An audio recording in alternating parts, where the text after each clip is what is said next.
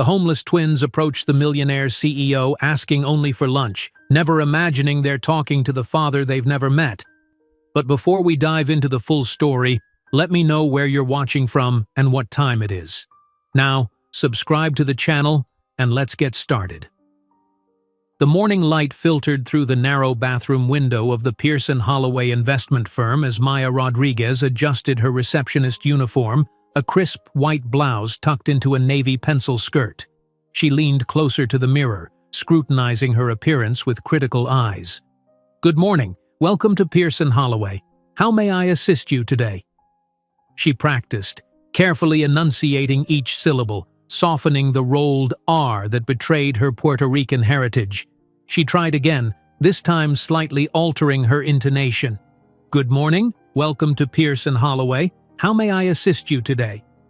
Better, but still not perfect. Maya sighed, tucking a strand of dark hair behind her ear. At 23, she was the youngest receptionist at the prestigious Manhattan firm, and certainly the only one working her way through design school. The job paid well enough to cover her tuition at the New York School of Interior Design, but the unspoken requirement to minimize her accent, to become less herself, was an exhausting tax on her spirit. A final glance at her watch told her it was time. With a deep breath, Maya stepped out of the bathroom and into the gleaming marble lobby of Pearson Holloway, taking her position behind the curved reception desk that served as the gatekeeper to the financial elite. The morning passed in a blur of phone calls and visitor check-ins until the soft ding of the elevator at precisely 11:37 changed everything. Maya looked up, her rehearsed greeting dying on her lips as a tall figure in an impeccably tailored charcoal suit stepped out. His confident stride faltered momentarily as their eyes met across the lobby. Alexander Bennett, the rising star analyst whose family name graced the firm's client list and whose reputation preceded him throughout the office, was staring directly at her. For 3 inexplicable seconds, neither moved. His blue eyes, startlingly clear, like Caribbean waters on a cloudless day, held hers with an intensity that made her forget the practiced English phrases she'd been perfecting all morning. Then, as suddenly as it had happened, the moment broke. Alexander continued his path toward the exit, nodding slightly in her direction, the ghost of a smile playing at the corner of his mouth. 2 days later, he appeared at her desk again, this time with an armful of documents that tumbled from his grasp just as he reached her station. "Let me help you with those," Maya said, coming around the desk as papers scattered across the polished floor. "Clumsy of me," Alexander said, though something in his easy smile suggested the accident might not have been entirely accidental. As they gathered the papers, their fingers brushed, and Maya felt a jolt of electricity that had nothing to do with the building's static carpeting. "I don't think we've been properly introduced," he said, standing to his full height. "Alexander Bennett." "I know who you are, Mr. Bennett," Maya replied, handing him the last of the papers. "I'm Maya Rodriguez." "Maya," he repeated, as if testing how her name felt on his tongue. "Would you like to have dinner with me tonight, Maya?" The directness of his question caught her off guard. Office romances were discouraged at Pearson Holloway, especially between executives and support staff. But the intensity in those blue eyes made her reckless. "Yes," she heard herself say. "I would." That evening, Alexander took her to Le Bernardin, where the menu had no prices and the sommelier addressed him by name. Maya felt acutely out of place, from the moment the maitre d' eyed her simple dress to her hesitation over which fork to use for the seafood course. "Try the bouillabaisse," Alexander suggested, noticing her overwhelmed scan of the French menu. "It's magnificent here." The dinner was equal parts exhilarating and intimidating. Alexander spoke of his Harvard education, his family's 3 generations at the New York Stock Exchange, and his plans to become the youngest partner in Pearson Holloway history. Maya found herself captivated by his ambition and the easy confidence with which he navigated a world so different from her cramped Brooklyn apartment and night classes. "And what about you?" he asked eventually. What brings Maya Rodriguez to the fortress of capitalism? She laughed softly. Tuition for design school. I'm studying interior design at NYSID. A creative, he said with genuine interest. I'd love to see your work sometime. 3 weeks later, Alexander sat on Maya's worn sofa in her modest Brooklyn apartment, flipping through her portfolio with surprising attentiveness. The contrast between him, in his casual weekend wear that still probably cost more than her monthly rent, and her eclectic budget-furnished apartment was stark. These are remarkable, he said, lingering over her sketches of a transformed urban loft. You have a real eye for spatial relationships. Pride warmed her chest. Thank you. With the right connections, you could really make something of this talent, he added, closing the portfolio. The compliment carried an undercurrent that didn't escape her, the implication that her talent alone might not be enough, that she needed doors opened for her. But then his lips were on hers, and she pushed the thought away. Their relationship evolved with dizzying speed. Alexander introduced her to a world of 5-star restaurants, weekend getaways to the Hamptons, and cocktail hours at rooftop bars overlooking a Manhattan skyline that had always felt just out of reach. Maya noticed the occasional raised eyebrow when she was introduced as Alexander's date, the whispered comments about the Latina receptionist that weren't quite quiet enough. One evening, during a corporate happy hour, she overheard a senior partner's wife asking Alexander, "Is it serious, or just a phase?" The question hung in the air between them on the cab ride home, unacknowledged but palpable. Maya reciprocated by introducing Alexander to her world, taking him to her aunt's Puerto Rican restaurant in Brooklyn, where the salsa music was loud and the mofongo was made the way her grandmother had taught her cousins. "This is interesting," Alexander said, politely eating his dinner but suggesting they try that new fusion place in Tribeca for their next date. He was cordial to her friends and neighbors but visibly relieved when they returned to Manhattan. Their differences surfaced in small ways. Alexander would ignore calls from his mother when they were together, explaining later that she wouldn't understand. When Maya asked what there was to understand, he changed the subject. But beneath these fault lines, there was something real growing between them. On a crisp autumn evening in Central Park, Alexander kissed her as the sunset painted the sky in hues of orange and pink. "You're different from anyone I've ever known," he whispered against her lips. "You see the world in colors I never knew existed." In Maya's bed, tangled in her threadbare but clean sheets, they made plans for a future that seemed both impossible and inevitable. Alexander traced patterns on her bare shoulder, whispering, "One day, I'm going to show the entire world to you." "I'd be happy with just a small corner of it," she replied, "as long as we're there together." Maya confided in Carmen, her Dominican neighbor who had lived in the building for 20 years and had become something of a surrogate mother to her since she'd moved to New York. "Be careful, Nina," Carmen warned as they shared coffee on her small balcony. "Men like him don't marry women like us." "Alexander is different," Maya insisted, though a small voice inside her wondered if Carmen's warning carried the weight of experience. As summer turned to fall, Alexander invited Maya for a weekend at his family's beach house in the Hamptons. She spent days planning what to pack, splurging on a new sundress she couldn't really afford. 2 days before they were set to leave, he canceled.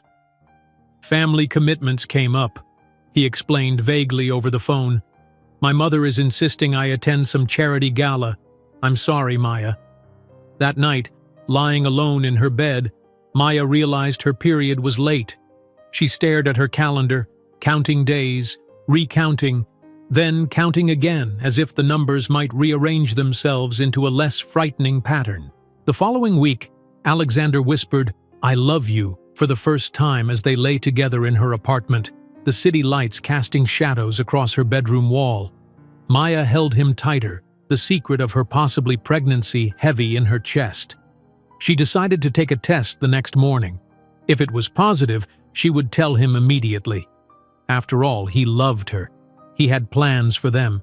A baby would simply accelerate the future they'd already begun sketching together.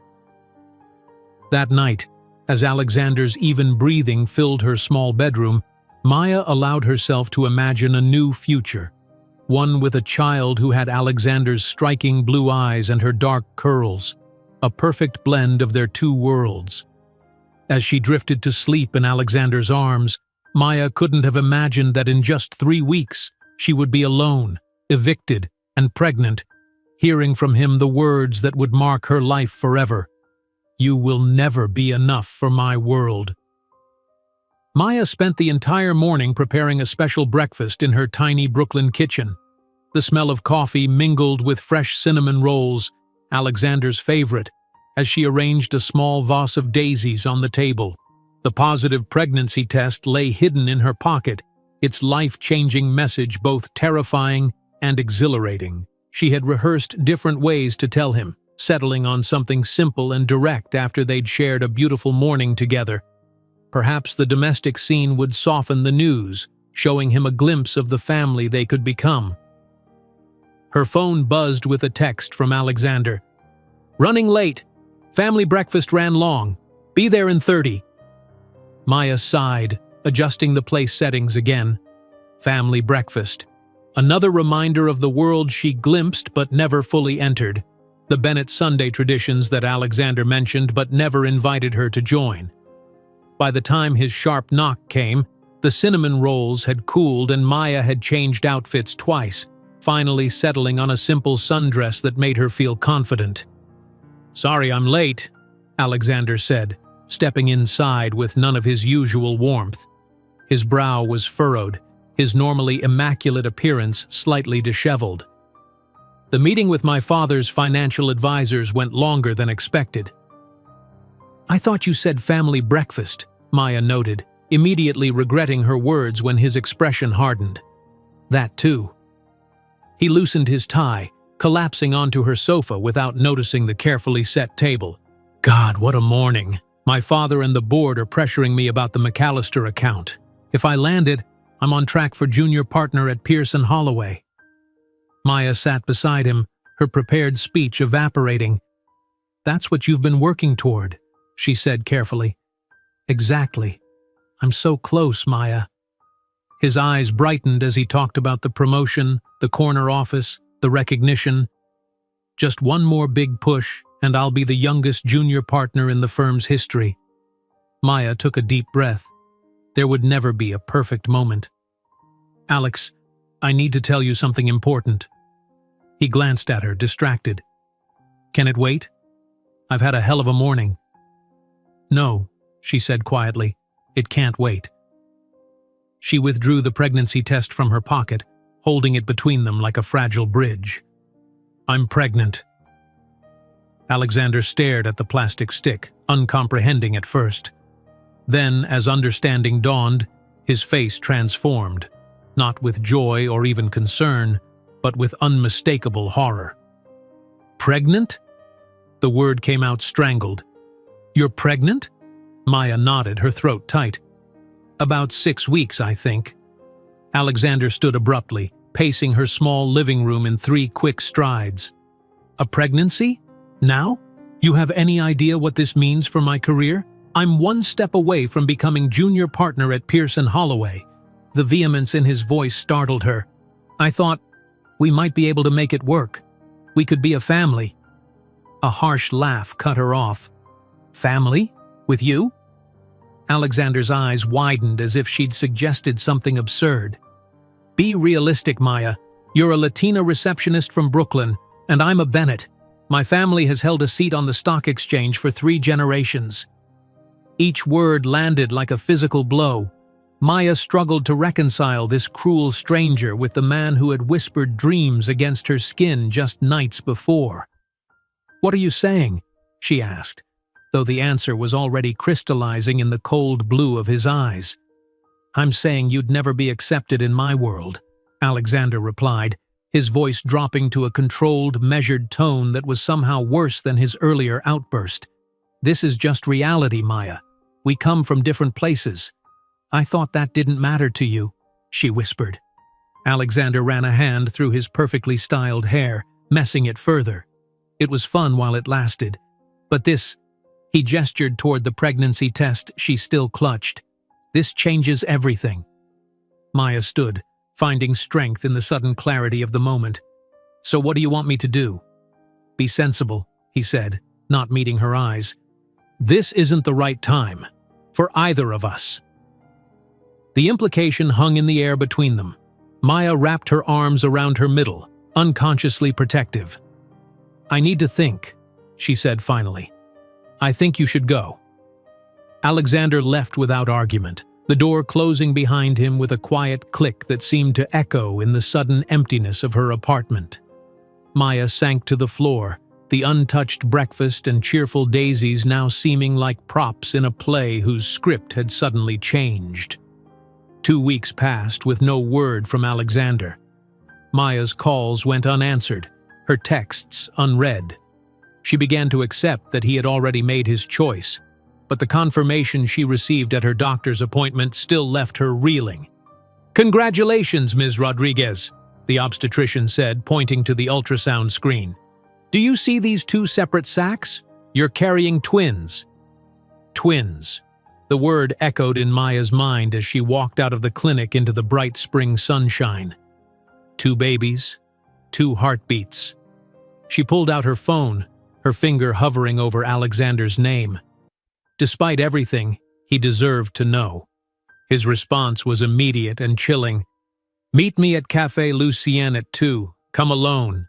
The cafe was deliberately chosen, far from his office, in a neighborhood where none of his colleagues would venture. Alexander was already seated at a corner table when Maya arrived, an envelope placed precisely before him.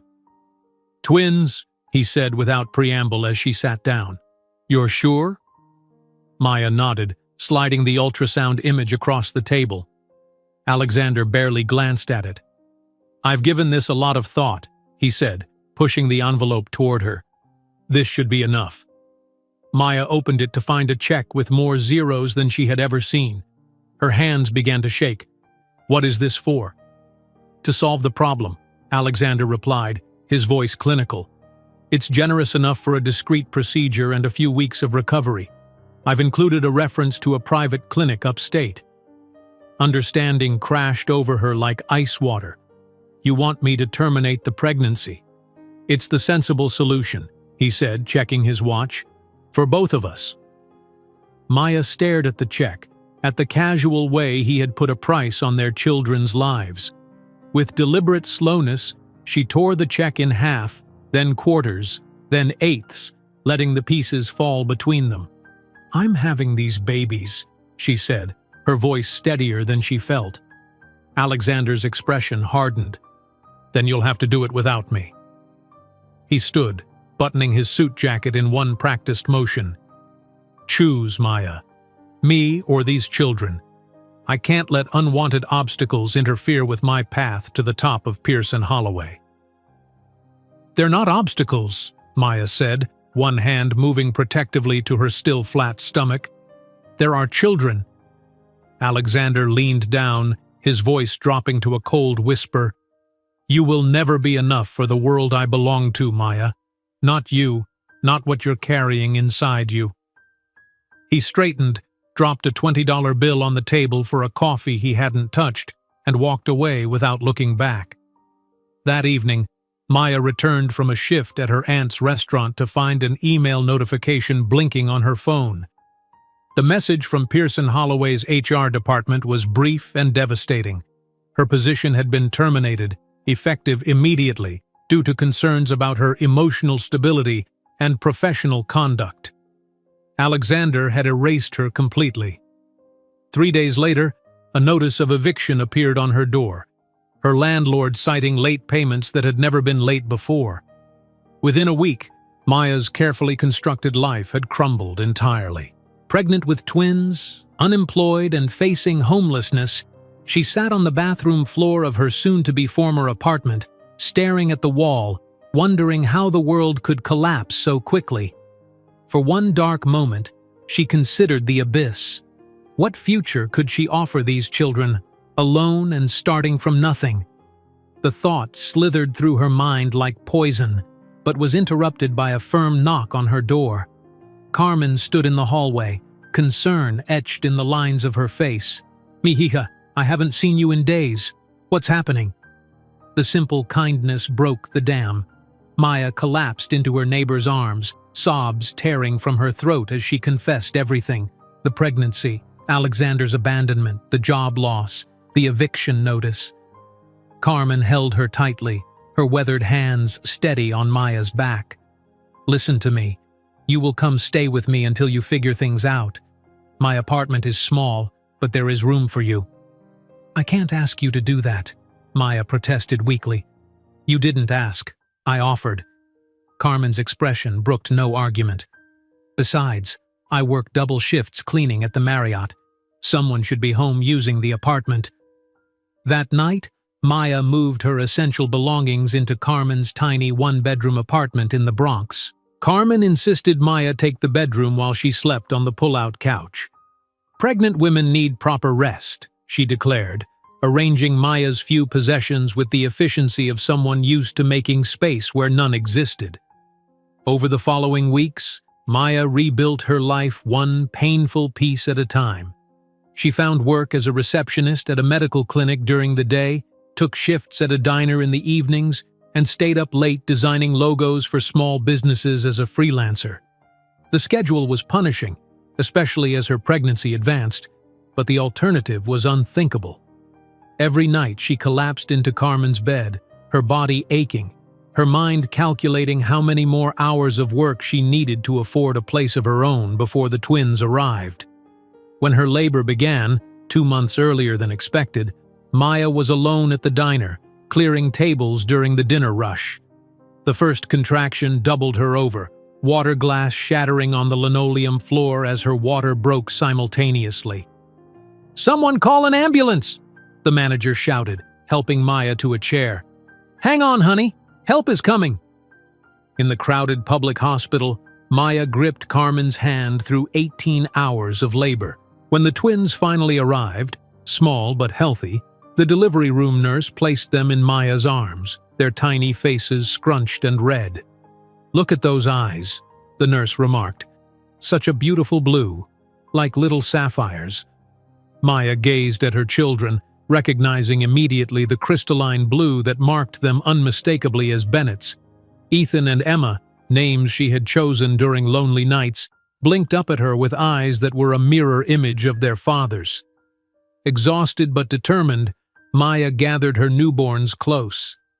In the sterile hospital room, with only Carmen as witness, she made a promise that would sustain her through the years ahead. "One day, he'll look at you and realize what he gave up, and when that day comes, we'll be strong enough not to need him anymore." That night in the hospital, exhausted and frightened, Maya couldn't have predicted that 6 years later, it would be chance that would bring her children face to face with the man who had denied their existence, triggering a storm that would change all their lives forever. That night in the hospital, exhausted and frightened, Maya couldn't have predicted that 6 years later, it would be chance that would bring her children face to face with the man who had denied their existence. For now, her entire world had narrowed to the 2 tiny beings sleeping in the hospital bassinet beside her bed. The first months passed in a blur of sleepless nights and endless feedings. Carmen's tiny apartment became a makeshift nursery, with donated baby items crammed into every available corner. Maya learned to nurse both twins simultaneously, balancing their tiny bodies while studying for her design courses between feedings. "You should rest when they sleep," Carmen would scold, finding Maya hunched over textbooks at 4 in the morning, dark circles under her eyes. "I can't afford to fall behind," Maya would reply, her voice raspy with exhaustion. "My degree is our ticket out of here." Her daily routine became a carefully choreographed marathon. She would wake at 4:30, the pre-dawn darkness still blanketing the Bronx as she nursed the twins. By 5:15, she was showered and dressed for her receptionist job at the community clinic, the twins bundled in their second-hand stroller. "These precious angels," cooed Mrs. Patel, the elderly clinic administrator who allowed Maya to keep the twins in the break room. Such unusual eyes. Maya worked the front desk until 2, fighting through morning sickness that lingered well past her first trimester. Between patient check-ins, she would dash to the break room to nurse or change the twins, sometimes hiding in the bathroom when waves of nausea overwhelmed her. By 3, she was at Lily's diner 6 blocks away, twins now sleeping in a portable playpen behind the counter.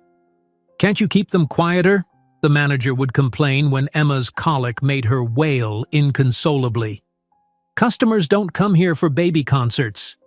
Maya would nod apologetically, swallowing her pride as she bounced Emma while taking orders, her feet swollen and painful in the cheap orthopedic shoes she'd found at the Salvation Army. Nights brought a different kind of work. After the twins finally fell asleep around 9, Maya would power up the ancient laptop Carmen had salvaged from a neighbor's trash. She'd taught herself basic graphic design from library books and now earned a meager $20 per logo for local businesses, bodegas, hair salons, food trucks. "You have natural talent," wrote one satisfied client, a Caribbean restaurant owner who tipped her an extra $10. "You should charge more." But Maya couldn't risk losing clients by raising her rates. Every dollar was accounted for. Formula when her milk supply dwindled from exhaustion, diapers, the mounting pile of medical bills from the twins' premature birth. When the twins turned 4 months old, Maya developed a hacking cough that wouldn't subside. For weeks she ignored it, unable to afford time off. One Tuesday morning she collapsed at the clinic's front desk, her fever spiking at 103 degrees. "Pneumonia," diagnosed Dr. Chen, the clinic's medical director, after examining her. "You need rest and antibiotics, at least a week off work." "I can't," Maya whispered, tears of frustration welling. "The twins, the rent." Dr. Chen studied her face, noting the hollow cheeks and desperate eyes. "There's a program for single mothers at St. Mary's Church. Let me make a call." The church's assistance program provided 2 weeks of emergency rent help and connected Maya with a food bank. The clinic staff organized a rotation to help with the twins while Maya recovered, each taking turns sitting with the babies so Carmen could work her hotel cleaning shifts. "People are good," Carmen told her one evening, spooning homemade chicken soup into Maya's mouth as she propped herself up weakly. "You must learn to accept help sometimes."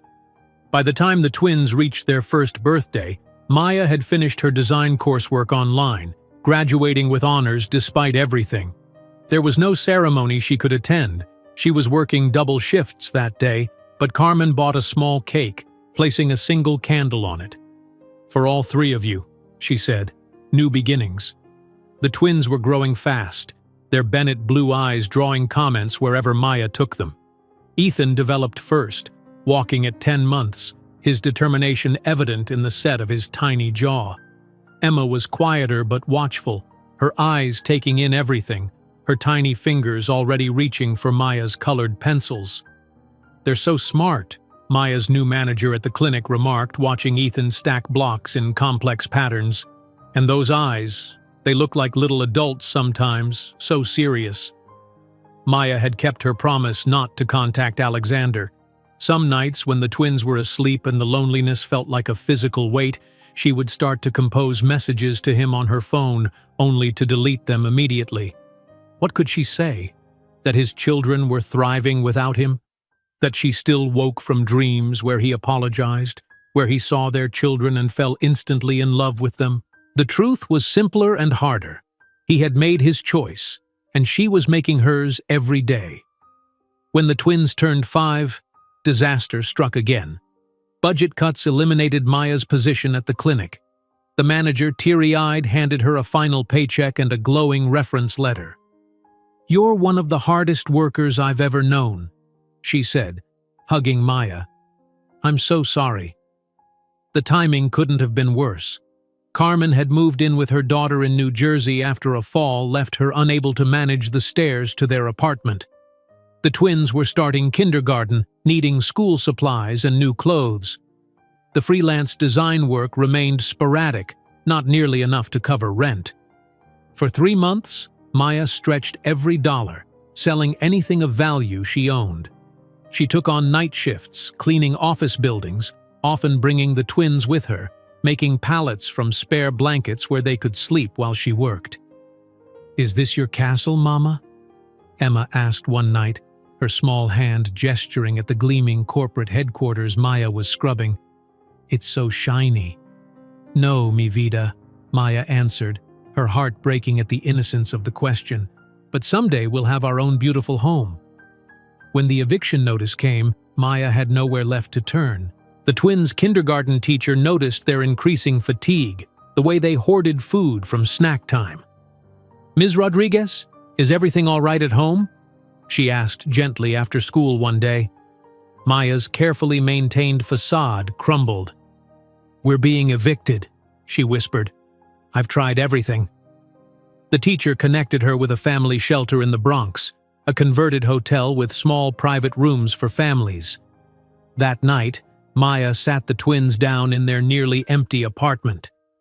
"We need to have an adventure for a little while," she explained, forcing brightness into her voice. "We'll stay at a special hotel until we find our new home." "Like camping?" Ethan asked, his blue eyes, so like Alexander's, wide with excitement rather than fear. "Something like that," Maya answered, pulling them close. "We'll make it fun." Their first night in the shelter, Maya created a fort from the thin blankets provided, telling stories of brave explorers as the twins giggled inside their makeshift tent. Once they fell asleep, she slipped out, sitting on the edge of the narrow bed, allowing herself 5 minutes of silent tears before straightening her shoulders. Every morning, she woke before dawn to wash their school uniforms in the communal bathroom sink, drying them with the hand dryer so the twins wouldn't look different from the other children.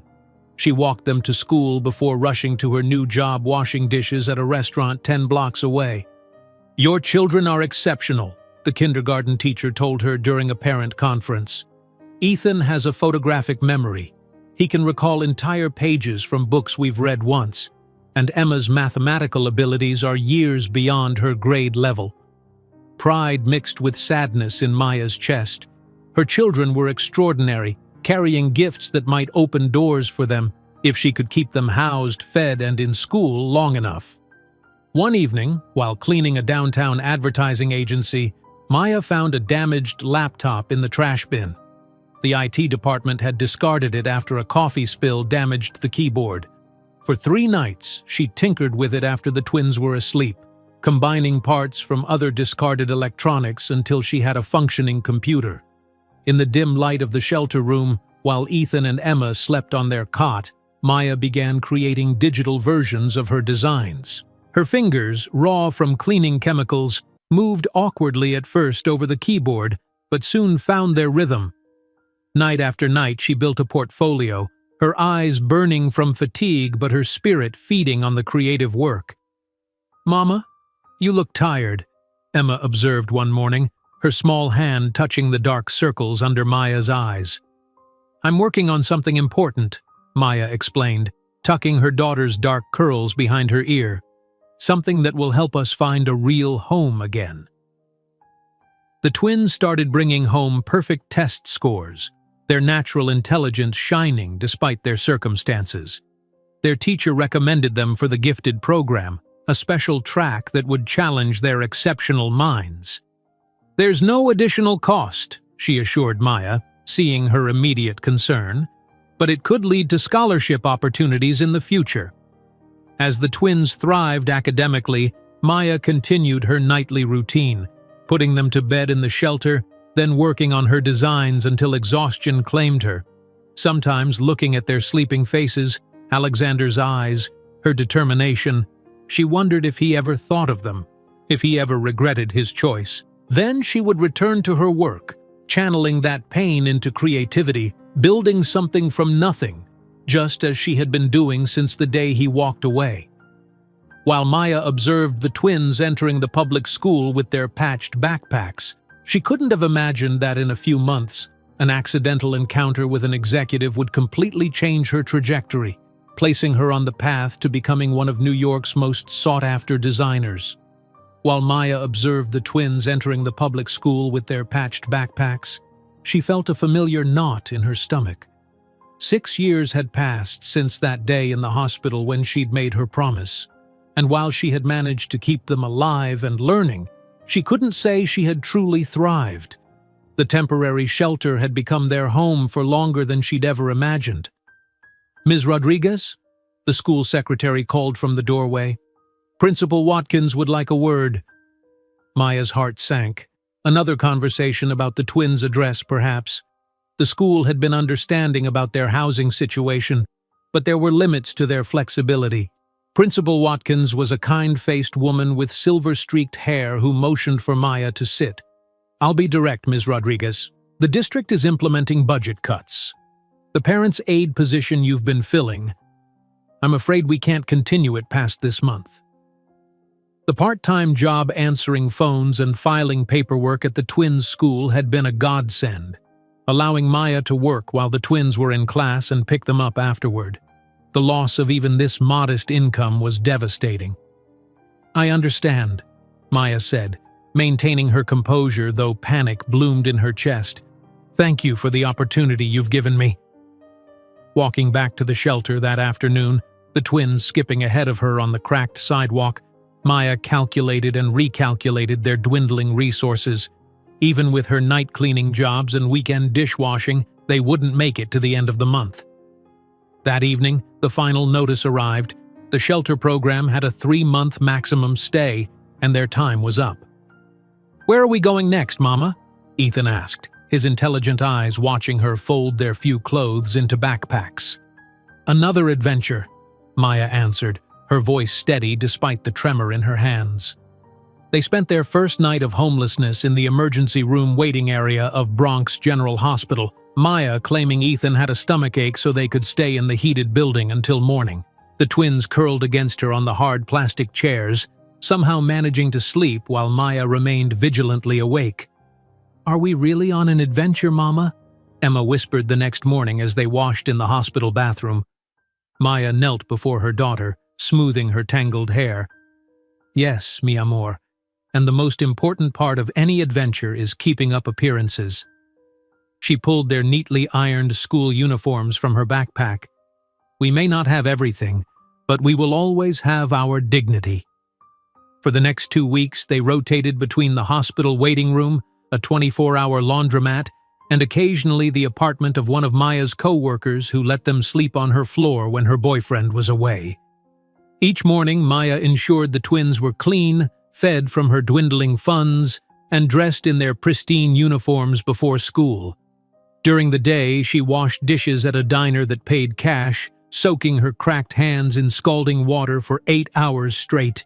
Evenings found her cleaning offices in Midtown, the twins often accompanying her, doing homework under desks or napping on makeshift beds of spare cleaning rags.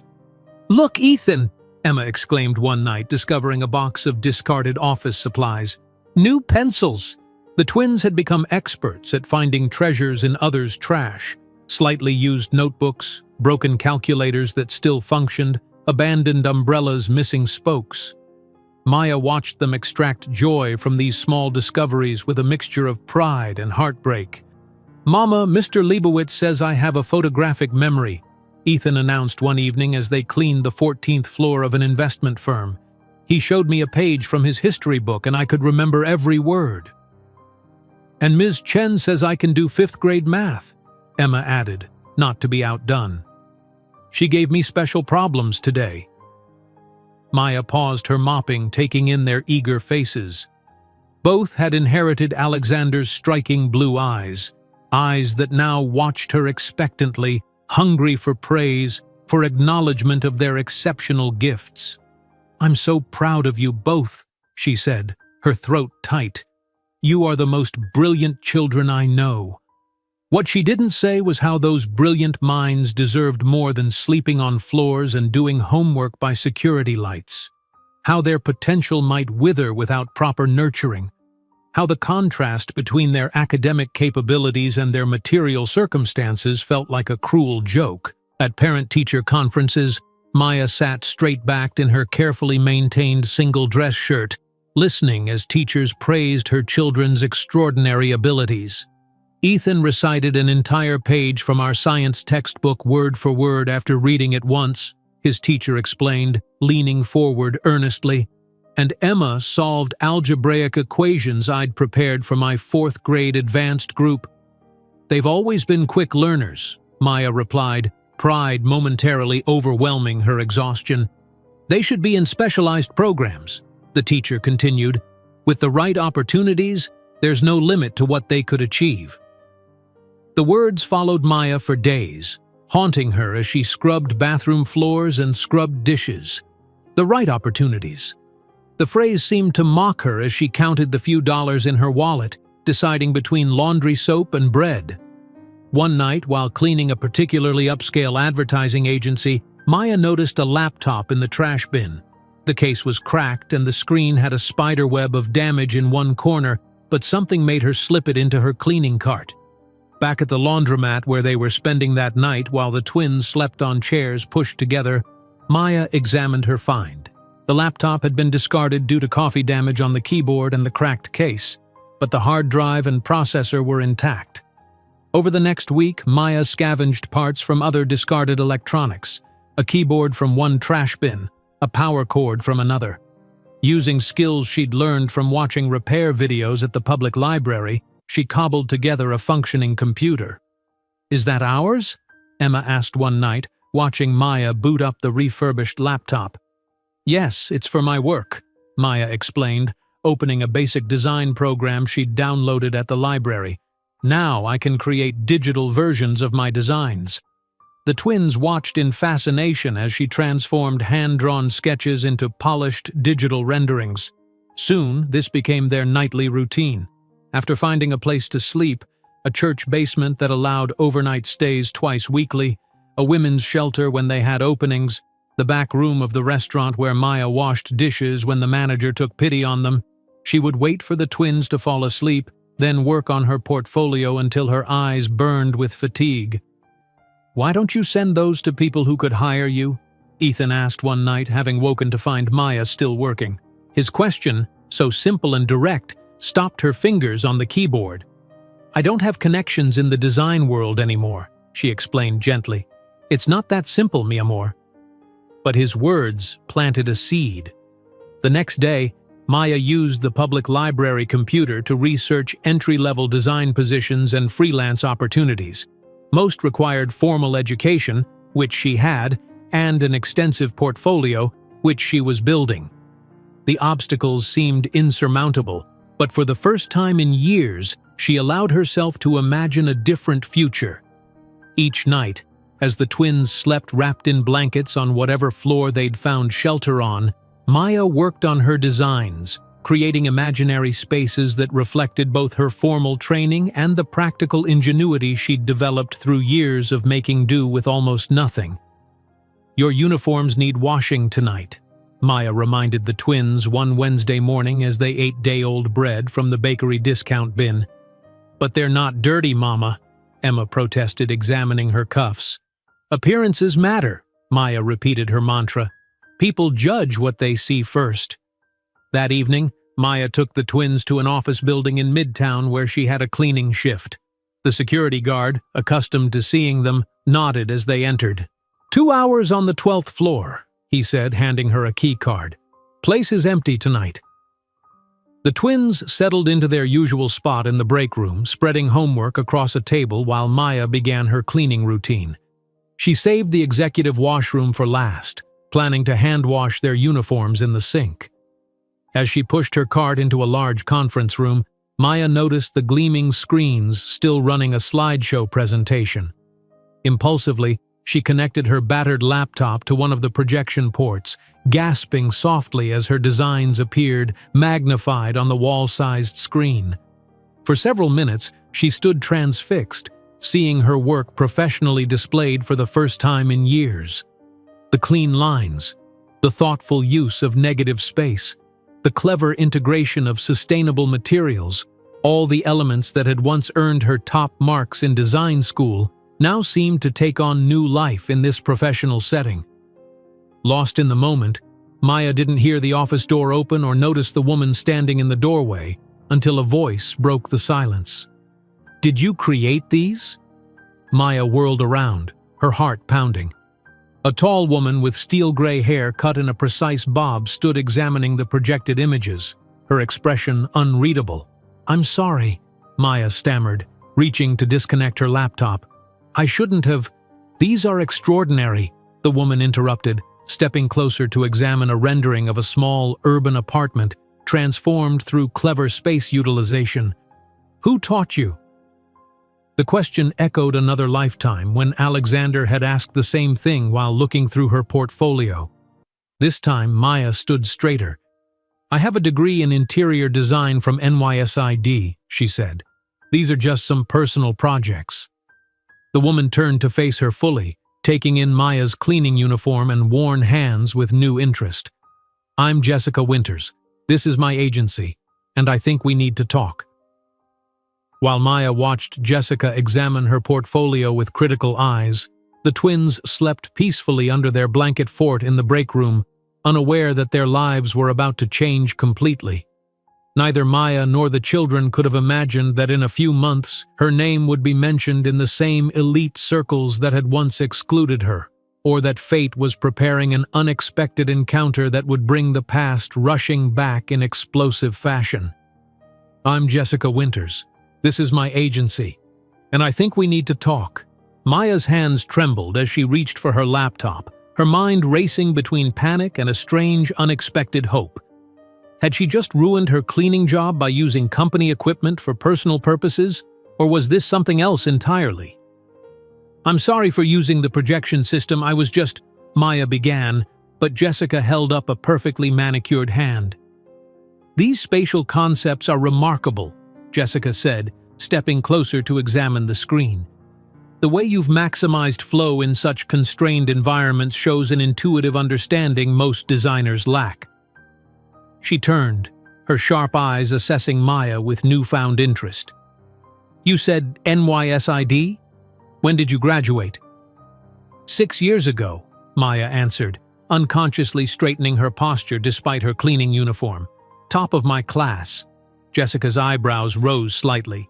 "And now you're cleaning offices?" The question held no judgment, only genuine curiosity. Maya hesitated, pride warring with honesty. "Life took an unexpected turn.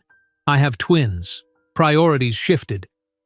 A slight smile crossed Jessica's face. "I understand shifting priorities. I started this agency when my daughter was 2.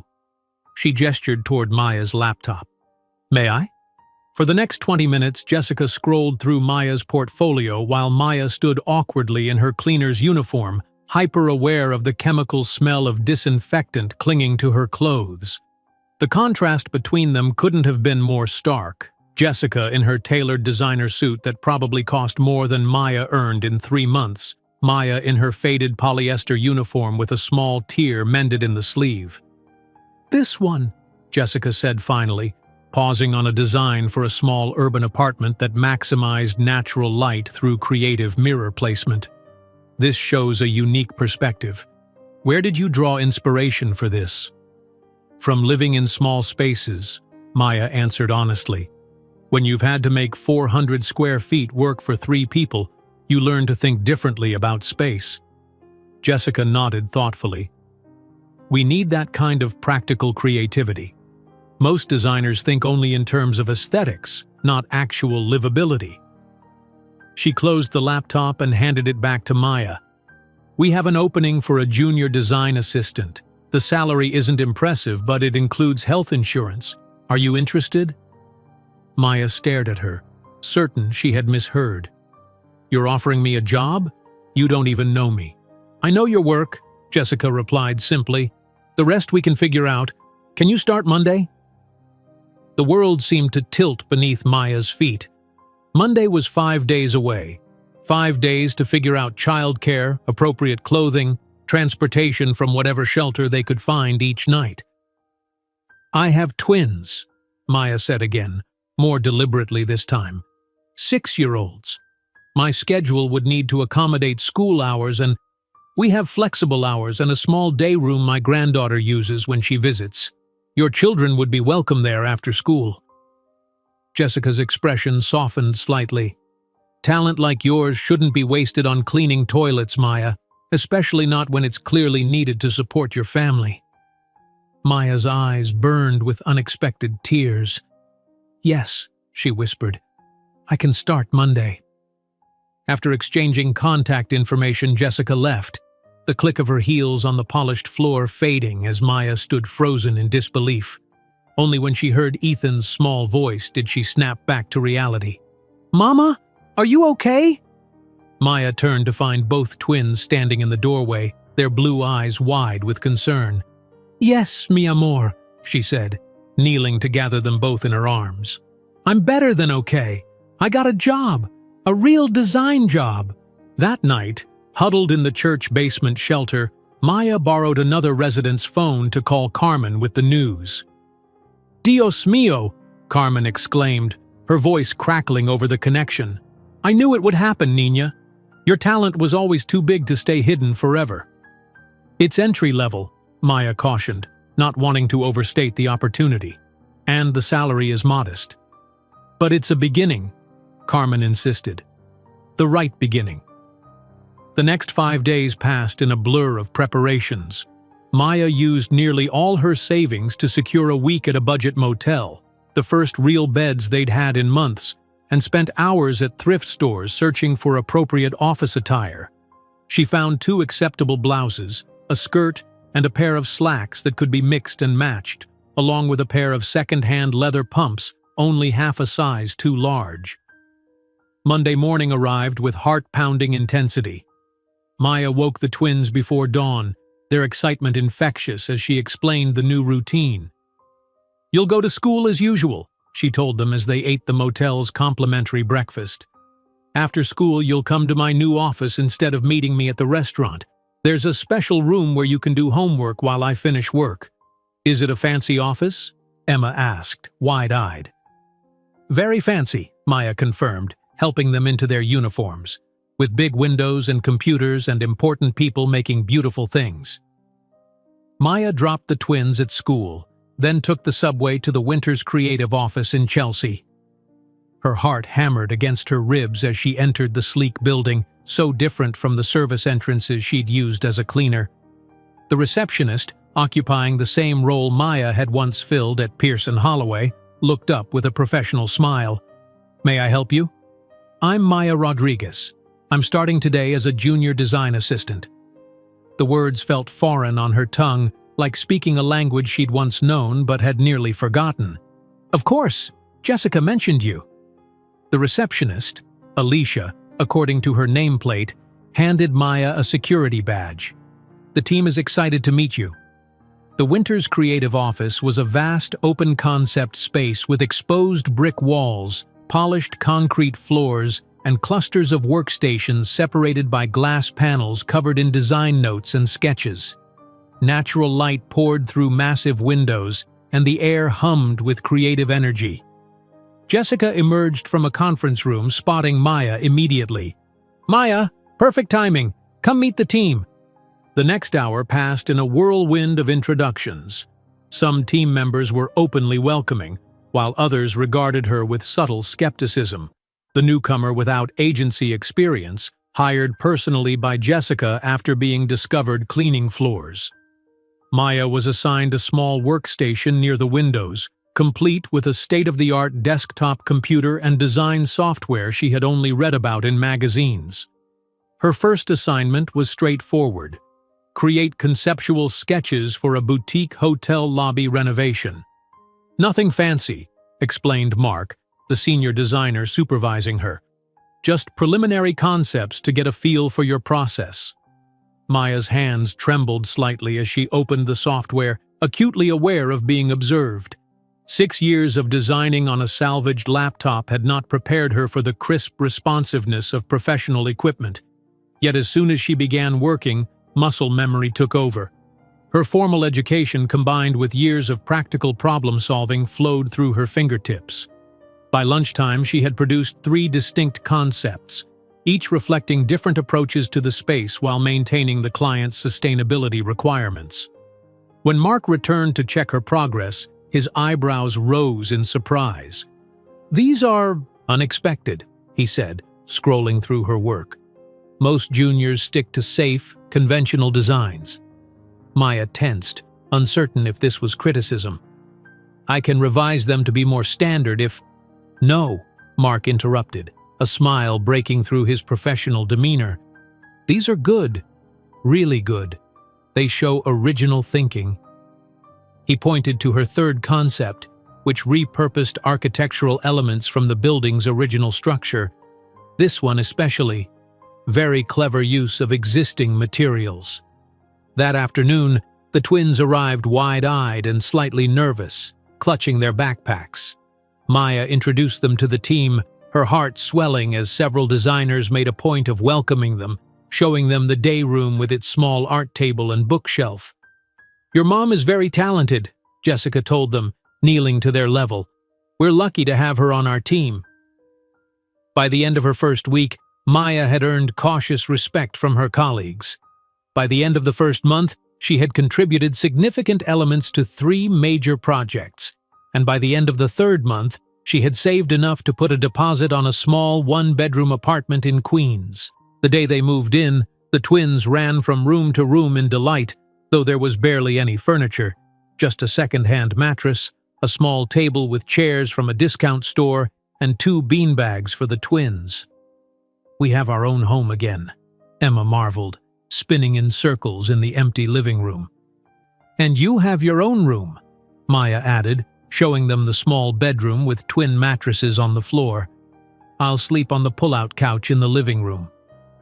That night, after the twins were asleep, Maya sat by the window of their new apartment, looking out at the Queens streetscape. For the first time in years, she allowed herself to truly believe in possibility again. Her salary was modest, but with health insurance and regular hours, she could provide stability for her children. The gifted program at the twins' school had identified them for potential scholarships to better schools in the future. Life was still challenging, one emergency away from financial distress, but they had shelter, food, and dignity. Maya opened her laptop, now dedicated solely to her own design work rather than their survival, and began working on a personal project, a line of space-saving furniture designs inspired by their years of making do with less. As she worked into the night, Maya couldn't know that this small personal project would eventually become her signature design approach, or that in 3 years, her name would be mentioned in the same elite circles that had once excluded her, or that fate was preparing an unexpected encounter that would bring the past rushing back in explosive fashion. As Maya worked into the night, her fingers flew across the keyboard with a confidence that had been absent for years. 3 years had passed since that fateful night when Jessica Winters had discovered her cleaning the office floor, and life had transformed in ways she once couldn't have imagined. Now 34, Maya had progressed from junior assistant to senior designer at Winters Creative, her natural talent finally finding the platform it deserved. The alarm on her phone chimed softly, reminding her it was already past midnight. She saved her work and closed the laptop, stretching as she rose from her desk. Her home office, a dedicated corner of their new 2-bedroom apartment, was modest but functional, with organized design samples and a pinboard covered with magazine clippings and fabric swatches. Maya padded quietly down the hallway, pausing at the twins' bedroom door. At 9 years old, Ethan and Emma slept peacefully in their own beds, real beds with matching nightstands, not mattresses on the floor. Their room was painted a soft blue that highlighted their striking eyes when they were awake, filled with books and educational toys acquired gradually as Maya's financial situation improved. She smiled at the science fair ribbons pinned to the corkboard above Ethan's desk, and the math competition medals hanging beside Emma's carefully arranged collection of crystals. Their exceptional minds continued to blossom, now nurtured by the specialized program for gifted students at their school. The following morning, Maya arrived early at the Winters Creative office, coffee in hand, reviewing client notes before the day's major presentation. The nervous junior designer she'd once been had evolved into a confident professional whose opinion was sought and valued. "Maya, there you are," Jessica called, emerging from the conference room. The Clarendon Hotel team just called. They want to add sustainable elements to the lobby redesign. Can you integrate that into the presentation? Already on it, Maya replied, pulling up her digital sketches. I anticipated they might head in that direction after our last meeting. I've prepared some concepts using reclaimed materials that actually reduce their overall budget. Jessica's approving nod was all the validation Maya needed. 3 years ago, such confidence would have been unimaginable. Now it was her daily reality. The client meeting went exceptionally well. Maya's presentation, combining elegant aesthetics with practical sustainability, impressed the hotel executives. You have a remarkable eye for finding beauty in simplicity, the hotel's owner commented. Most designers try to dazzle us with extravagance. Your approach feels authentic. Back at her desk, Maya found an email from Jessica with the subject line, Important Opportunity. Inside was a proposal that made her heart race. Jessica was offering Maya the chance to develop her own line of sustainable wallpapers under the Winters Creative brand umbrella. Your cultural influences bring something unique to our portfolio, Jessica wrote. Your designs should carry your name. Rodriguez Designs has a nice ring to it. Maya sat back, momentarily overwhelmed. This wasn't just a professional opportunity, it was validation of everything she'd fought for.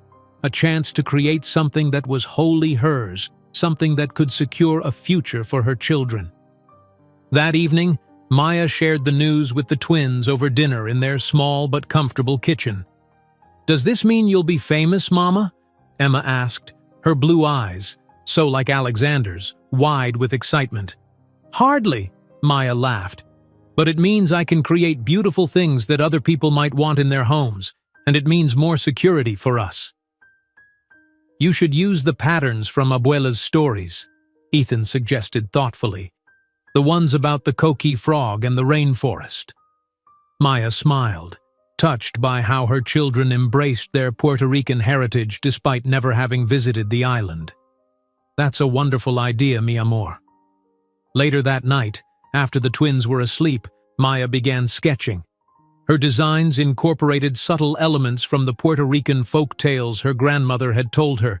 Stylized coqui frogs hidden in tropical foliage, patterns inspired by colonial Spanish architecture in Old San Juan, abstract representations of the island's bioluminescent bays. Each design was refined through her distinctive lens. Minimalist, practical, yet unexpectedly warm. For weeks, Maya worked late into the night perfecting her collection. The twins would sometimes find her asleep at her desk in the morning, pencil still in hand, surrounded by sketches. Mama works too hard, Emma whispered to Ethan one morning as they quietly prepared their own breakfast, letting their mother sleep a few extra minutes. That's how she takes care of us, Ethan replied with the wisdom of a child who had witnessed struggle firsthand.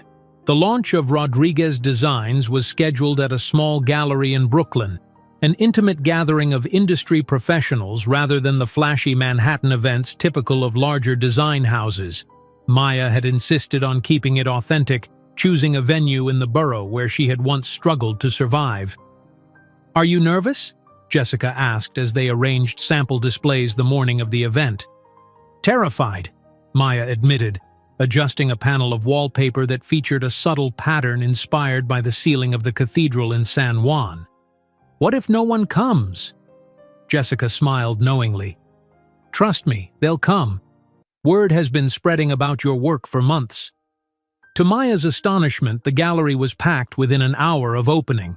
Design bloggers, magazine editors, and industry influencers circulated through the space, photographing her work and engaging her in conversations about her creative process.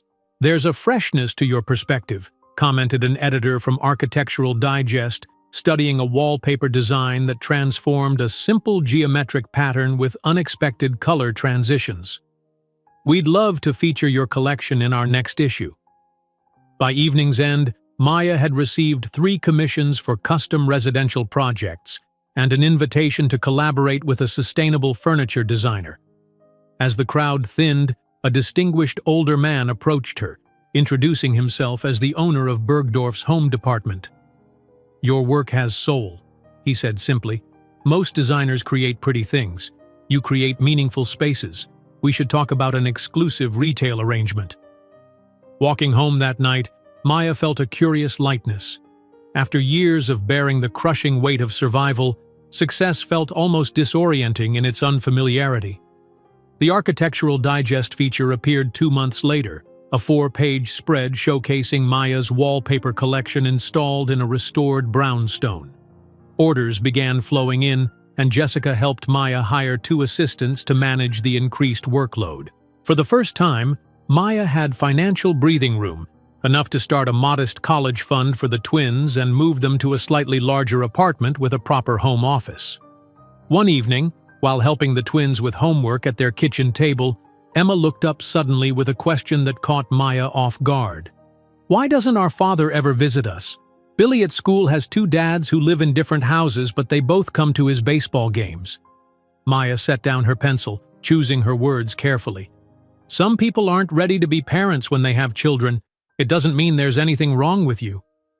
"Did he know about us?" Ethan asked, his blue eyes, Alexander's eyes, piercing in their directness. "Yes," Maya answered honestly. "He knew. But he didn't want us," Emma concluded, her voice small but matter-of-fact. "It wasn't about wanting you," Maya said, reaching for her daughter's hand. "It was about his own choices and priorities.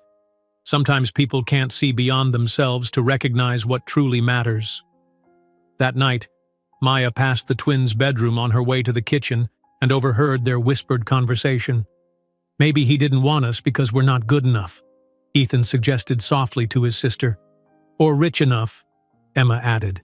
"Mrs. Winters says Mama is special because she understands how regular people live, not just fancy people." Maya pressed her hand against the wall, tears burning in her eyes. Despite her best efforts, her children still carried the invisible wound of rejection. In her bed later that night, she allowed herself to cry quietly before rising with renewed determination. Success wasn't just about financial security, it was about showing her children their worth was never in question. The following week, Maya received a call that changed everything. A luxury department store wanted to sell her wallpaper collection exclusively, offering an advance that would secure the twins' educational future. That same afternoon, Jessica invited her into the office with an unexpected proposal. "I want to make you a partner," Jessica said without preamble. "Your vision has transformed what we can offer clients. You deserve equity in the company." Maya was stunned. "I'm honored, Jessica, truly. But I need to build something that's completely my own. For the twins. For myself." Jessica nodded with understanding. "I thought you might say that. My offer stands whenever you're ready." That weekend, Maya and the twins set up her newly expanded home studio. Ethan carefully arranged her design books while Emma proudly hung the Rodriguez Designs logo on the wall, a simple wordmark Maya had created incorporating subtle elements of Puerto Rican cultural symbols. "Is this your company, Mama?" Emma asked, adjusting the frame to make it perfectly level. "Yes," Maya answered, her chest tight with emotion. "It's our future." While Maya signed the contract for her first major commission, redesigning the interior of a boutique hotel in Manhattan, she couldn't imagine that this project would place her directly in Alexander Bennett's path again, or that her children were about to meet the man who had rejected them before they were even born. While Maya signed the contract for her first major commission, redesigning the interior of a boutique hotel in Manhattan, she couldn't imagine that this project would place her directly in Alexander Bennett's path again, or that her children were about to meet the man who had rejected them before they were even born. Sunday mornings had become sacred in the Rodriguez household. After years of working multiple jobs, often 7 days a week, Maya now protected Sundays fiercely. It was their family day. No work calls, no design emergencies, just Maya and the twins spending quality time together. This particular Sunday dawned with perfect early summer weather. Maya prepared a picnic basket while the twins argued good-naturedly about which books to bring. "We're going to the park to play, not to study," Maya reminded them, packing sandwiches and sliced fruit into containers. "Reading is playing for my brain," Emma replied with the precociousness that both amused and occasionally worried Maya. At 9 years old, her daughter sometimes spoke like a tiny professor.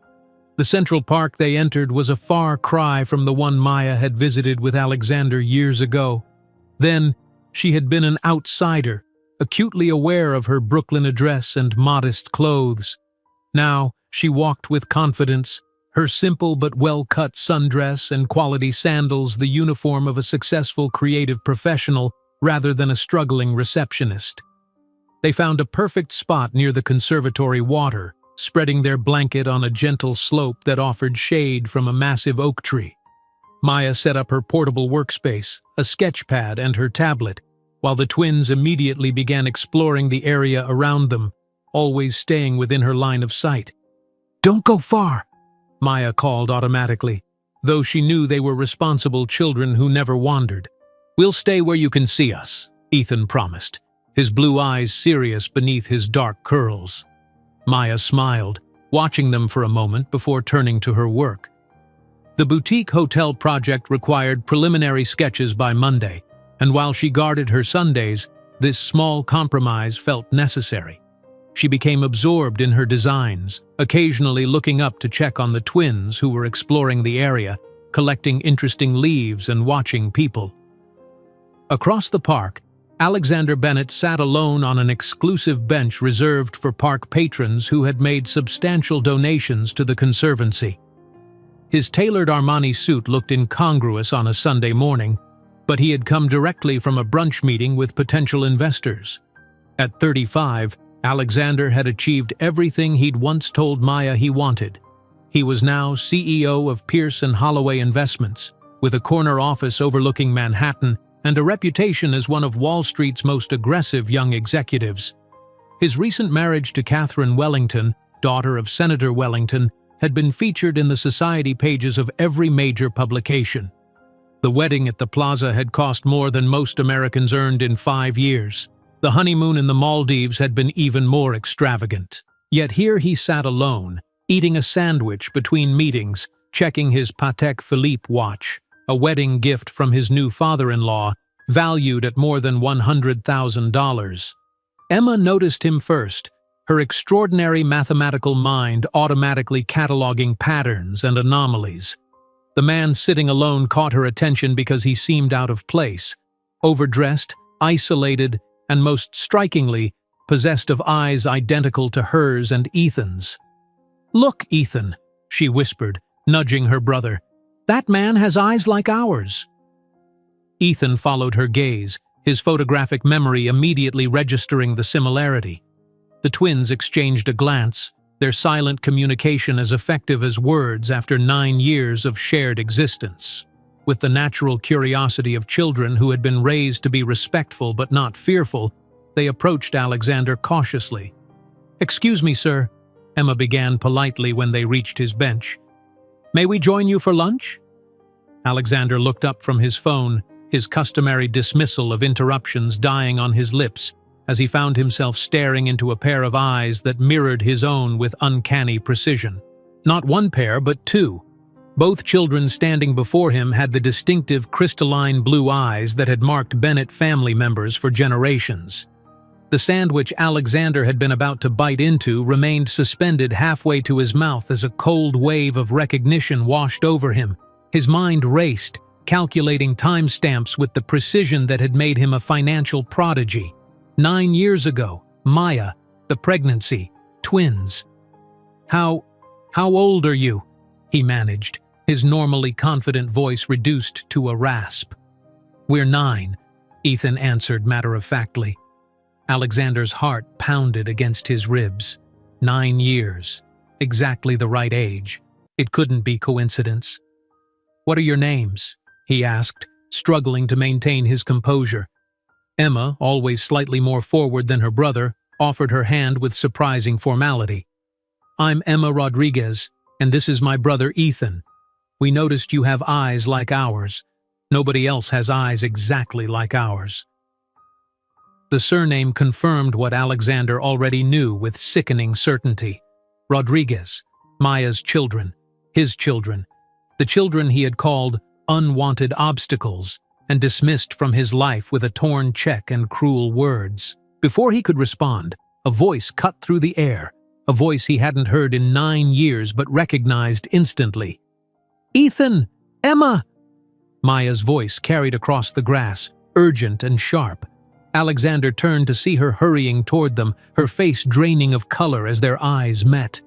For 9 years she had imagined this moment, rehearsed what she might say, how she might feel.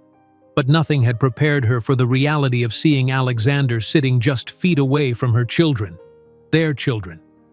She stopped several yards away, her body rigid with shock and something deeper, a protective instinct that radiated from her like heat. "Maya," Alexander said, her name emerging as barely more than a whisper as he stood automatically. For a suspended moment they stared at each other, 9 years of absence compressed into a single charged gaze. Alexander saw a woman transformed from the young design student he had dismissed. Her posture radiated confidence, her simple clothes spoke of quiet success, and her eyes, the warm brown eyes he had once claimed to love, now regarded him with wary recognition, but no warmth. "Children, come here now," Maya said, her voice steady despite the tremor he could detect beneath its surface. "But Mama," Ethan protested, "he has eyes just like ours." "Yes," Emma added with innocent excitement, "exactly the same color. Is he related to us?" The question hung in the air like a thunderclap. Maya extended her hand toward her children, her gaze never leaving Alexander's face. "Now," she repeated, her tone leaving no room for argument. The twins, confused but obedient, moved toward their mother. Alexander watched them go, these perfect little people with his eyes and Maya's determination, walking away from him just as he had once walked away from them. "Maya, wait," he called, finding his voice.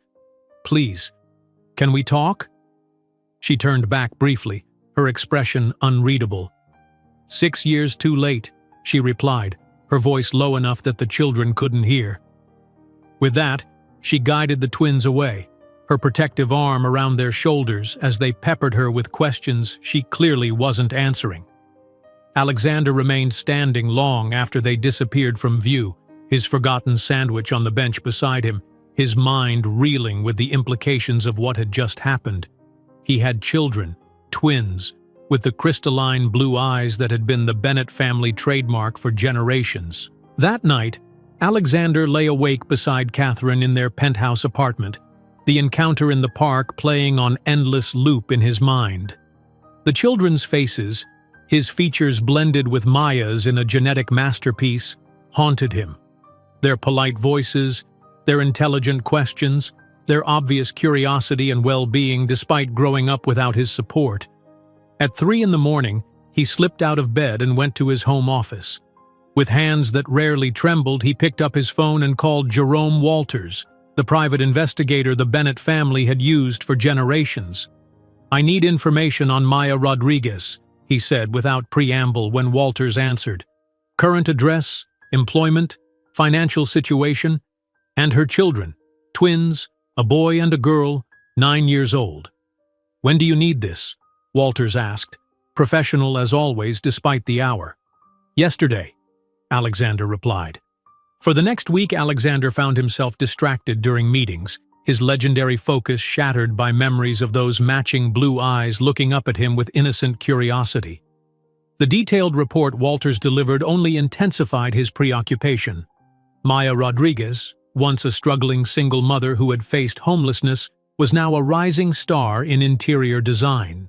Her Rodriguez Designs wallpaper collection had been featured in major publications. She lived in a modest but respectable apartment in Queens. The twins attended a public school with a prestigious program for gifted children. She had done it all without a penny of his money, without the Bennett name, without the advantages he had considered essential for success. 1 week after the park encounter, Alexander stood outside Maya's apartment building in Queens, a world away from his Manhattan penthouse. He pressed the buzzer for apartment 3B, his heart racing with an unfamiliar anxiety. When the door opened, Maya stood framed in the entrance, her expression indicating she wasn't entirely surprised to see him.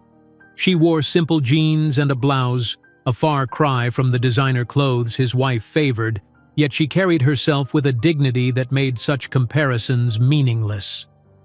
"What do you want, Alexander?" she asked directly, making no move to invite him inside. "To meet my children," he answered with equal directness. Maya laughed, a short sound devoid of humor. "Your children? You called them unwanted obstacles.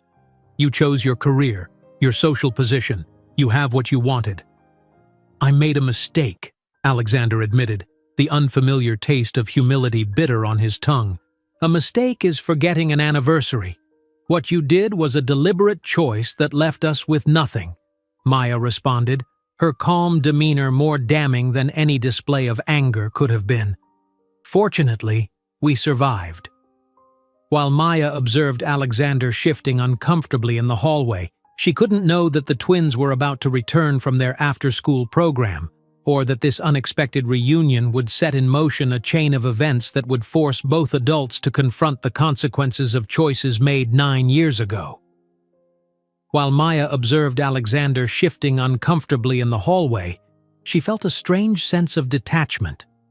The man before her, impeccably dressed in what she now recognized as a bespoke suit worth thousands, seemed both familiar and utterly foreign. His blue eyes, the exact shade their children had inherited, showed an emotion she'd never seen there before: uncertainty. "I can help now, financially, I mean," Alexander continued when Maya remained silent. "They are Bennetts, after all."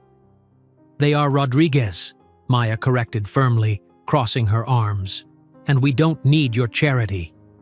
"It's not charity, it's my responsibility," Alexander insisted, an edge of frustration creeping into his voice. He glanced past her into the apartment, modest but tastefully decorated with touches that spoke of Maya's design sensibility.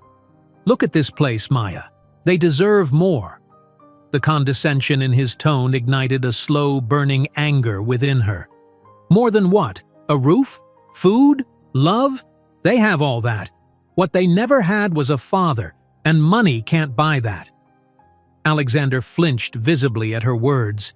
Before he could respond, the sound of voices in the hallway made them both turn. Emma and Ethan were approaching, accompanied by Mrs. Patel from downstairs, who often walked them home from their after-school program. "Thank you, Mrs. Patel," Maya called, forcing warmth into her voice. "We appreciate you bringing them home." The elderly woman smiled, patting each twin on the shoulder before continuing to her own apartment. The twins stopped when they saw Alexander, recognition dawning in their identical blue eyes. "It's the man from the park," Emma whispered to Ethan, though her voice carried in the narrow hallway. Alexander knelt down, bringing himself to their eye level, his expression softening in a way Maya had never witnessed before. "Hello again," he said, his voice gentler than she remembered it could be. Maya moved quickly to position herself between Alexander and the children. "This is an old friend of Mommy's who came to visit," she explained, her eyes warning Alexander not to contradict her. The twins studied Alexander with undisguised curiosity. "Why are you wearing a suit on a Tuesday?" Ethan asked with the directness only a child could manage. Alexander smiled, seemingly caught off guard by the question. "I came from work. I work in finance, with money and investments." "Like stocks and bonds?" Emma asked, her eyes lighting up. "We're learning about the stock market in our advanced math class." Alexander's surprise was evident. "Yes, exactly like that. You're learning about finance in elementary school?" "Only the basics," Emma replied seriously. "But I read additional books from the library." Maya placed her hands on the twins' shoulders. "It's homework time now. Please go inside and get started. I'll be there in a minute to help." The twins glanced between Maya and Alexander, clearly sensing the tension, but obediently went inside. When the door closed behind them, Maya turned back to Alexander, her expression hardening. "Let me be clear. You don't get to just walk back into their lives because you suddenly feel curious or guilty. You made your choice 9 years ago." "I want to make it right," Alexander said, running a hand through his perfectly styled hair, a gesture Maya remembered from their past. I have resources now, connections. I can give them opportunities you can't imagine. Like you gave me the opportunity to terminate my pregnancy? Maya asked quietly, her words landing like precise knife strikes. Or the opportunity to be homeless with infant twins after you had me fired? Alexander paled. I was young, ambitious, scared, and now you're what? Old, successful, and brave? Maya shook her head. They're doing fine without the great Alexander Bennett in their lives. They're brilliant, kind, and resilient. They got that from me, not from your DNA. At least let me help financially, Alexander pressed. College funds, private schools. We're managing just fine, Maya cut him off. My career is taking off. They have scholarships at their current school. We don't need your money. They're my children too, Maya, Alexander said, his voice rising slightly. I have rights. Rights? Maya stepped closer, her voice dropping to a dangerous whisper. You forfeited any rights when you said I should choose between you and those children because you couldn't let unwanted obstacles interfere with your path to the top. Those were your exact words, Alexander. I remember them perfectly. Alexander looked away, unable to meet her gaze. I was wrong. I see that now. 9 years too late, Maya replied, her hand on the doorknob. Don't come here again. If you want to discuss this further, have your lawyer contact me. She closed the door firmly, leaning against it as she heard his footsteps retreat down the hallway. Her heart pounded in her chest, adrenaline coursing through her system. Through the apartment, she could see the twins at the kitchen table, their heads bent over their homework, unaware that their lives had just shifted on their axis. Over the next week, Alexander made repeated attempts to insert himself into their lives. Expensive packages arrived, a gaming system, designer clothes, tablets, all returned unopened. Maya blocked his number after the third call, but that didn't stop him. On Thursday, Maya received a call from the twins' school. Ms. Rodriguez, there was an incident today, the principal explained carefully. A man claiming to be the twins' father arrived during lunch period. He wasn't on the approved pickup list, so security prevented him from entering, but he left gifts with the front office. Maya gripped the phone tightly. I'm so sorry. He is their biological father, but he has never been involved in their lives. Please don't allow him access under any circumstances. That evening, she sat the twins down for a conversation she'd hoped to postpone until they were older. The man who came to our apartment and who you met in the park, he is your biological father, she explained gently. We figured that out, Emma said, her expression serious beyond her years. Because of our eyes. Why hasn't he been around before? Ethan asked, his voice small. Maya chose her words carefully. When I told him I was pregnant with you both, he wasn't ready to be a father. He made the choice not to be part of our family. And now he wants to be? Emma's question was astute, cutting to the heart of the matter. I think he's realizing what he missed, Maya answered honestly. But that doesn't mean our lives have to change.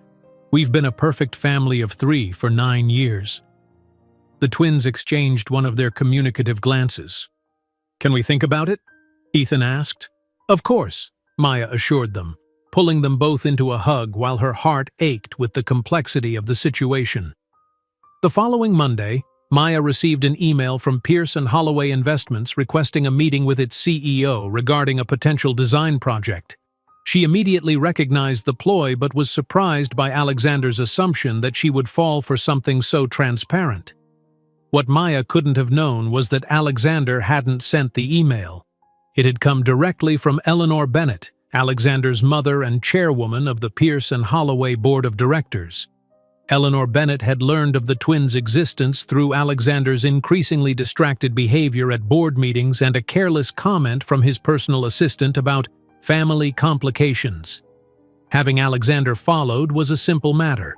The Bennett family had maintained relationships with private investigators for generations, protecting their interests from scandal and threats. The photographs of Alexander outside Maya's modest Queens apartment, followed by detailed reports about Maya's rising career and the existence of Bennett grandchildren living in relative obscurity, had sent Eleanor into a calculated fury. These children, with their unmistakable Bennett blue eyes, represented both a threat and an opportunity.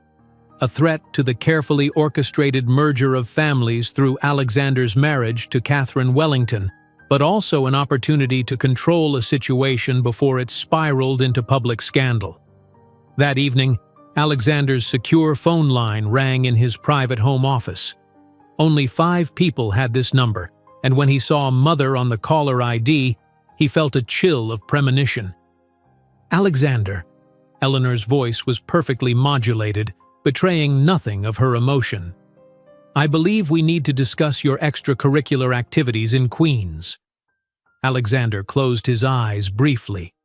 "How did you—" "Please," Eleanor interrupted. "The Bennett family has never allowed itself to be blindsided.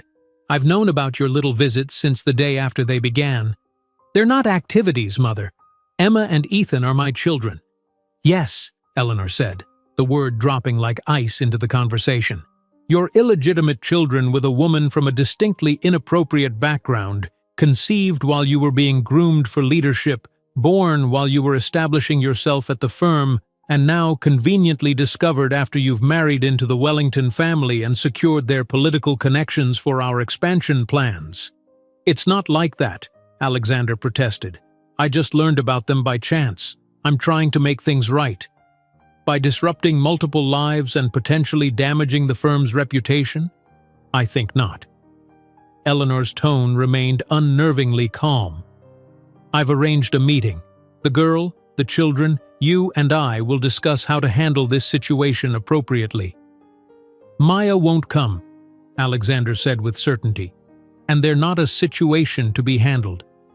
"Everyone has a price, Alexander. You taught me that."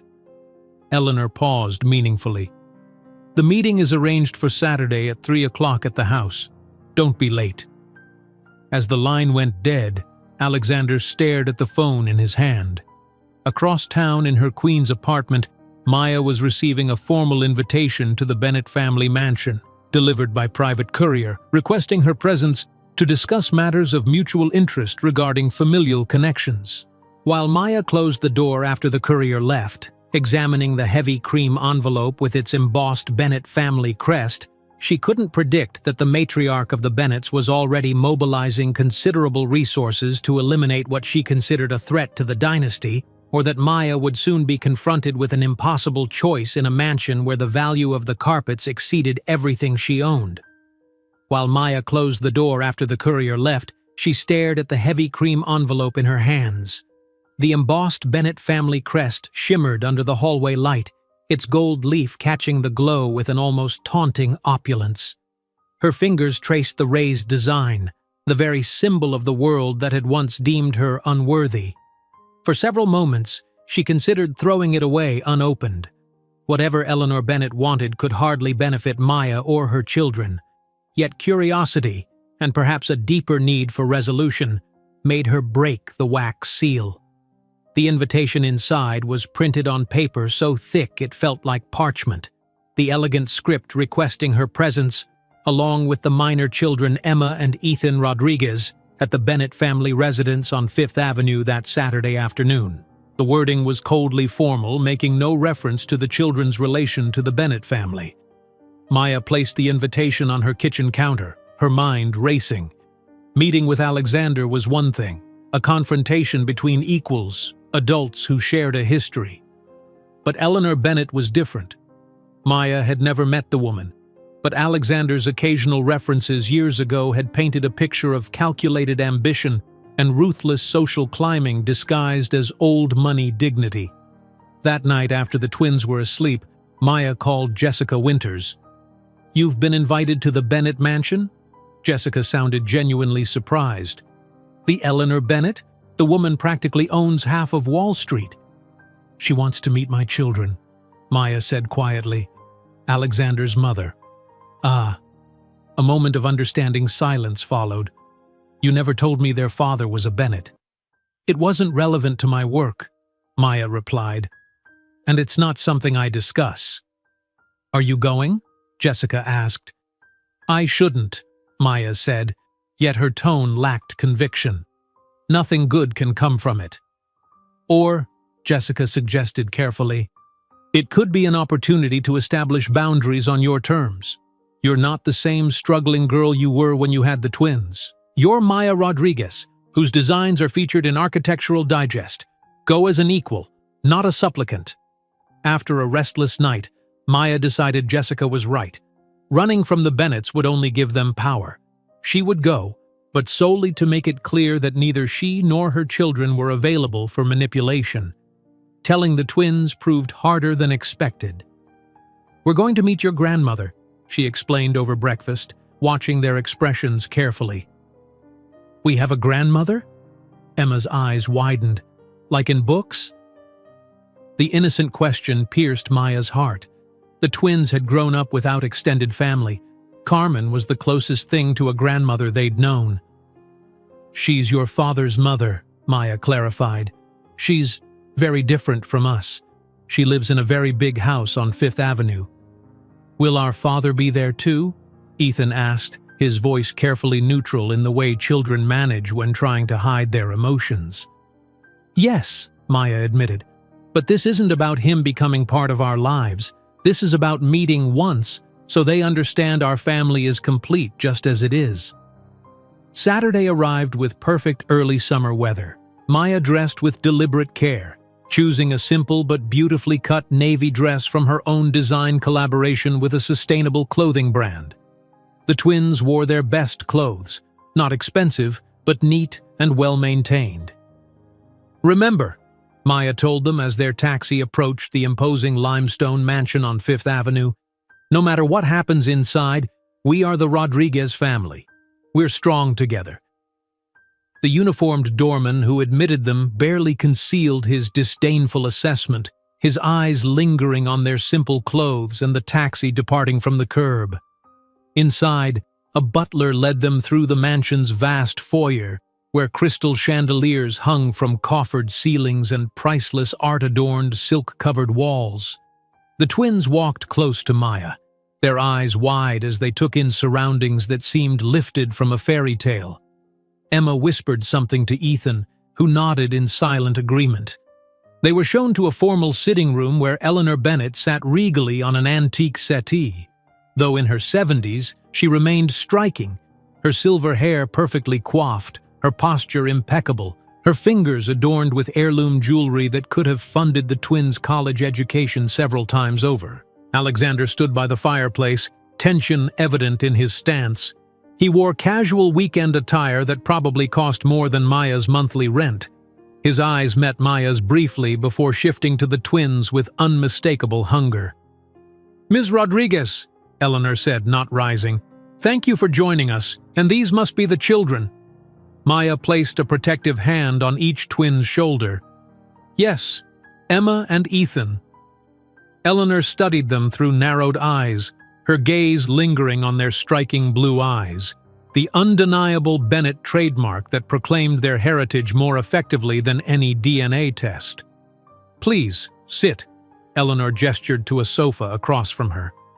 The twins settled on either side of Maya, their small bodies pressed against hers for reassurance.